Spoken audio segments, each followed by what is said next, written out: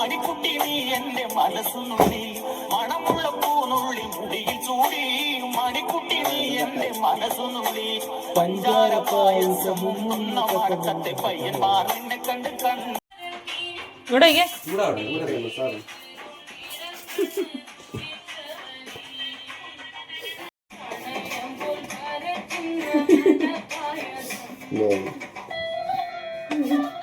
നശിപ്പിച്ച്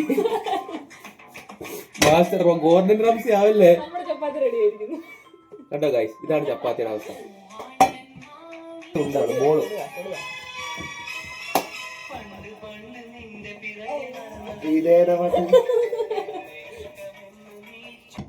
ഓഫല്ലേ കാണാം. വെള്ളക്കറി ഇവിടെ വാടി, ഇവിടെ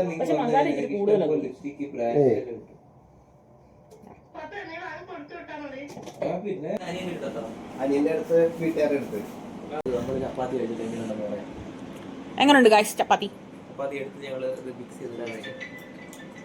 ഞാൻ ഉണ്ടാക്കിയതായിട്ട് പറയാം, എല്ലാ ടെക്സ്ചറൊക്കെ വളരെ ജ്യൂസി ആയിട്ടുണ്ട്. നമുക്ക് ചപ്പാത്തിയുടെ ജ്യൂസിനെസ് നമുക്ക് മനസ്സിലാകും. അകത്ത് നല്ല മാവുണ്ട്. നമ്മൾ ഈ കടലയിൽ ഇതിനെ നമ്മൾ കടലക്കറി എന്നാണ് പറയുന്നത്, ചനാ മസാല എന്നാണ് ഇതിനെ പറയുന്നത്. ഈ ചപ്പാത്തി വെന്തില്ലെന്ന് തോന്നുന്നു. സോറി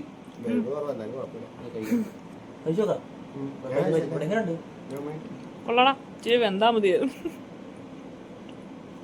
നല്ല ടേസ്റ്റ് ഉണ്ട്. വെന്തിട്ടുണ്ടോ?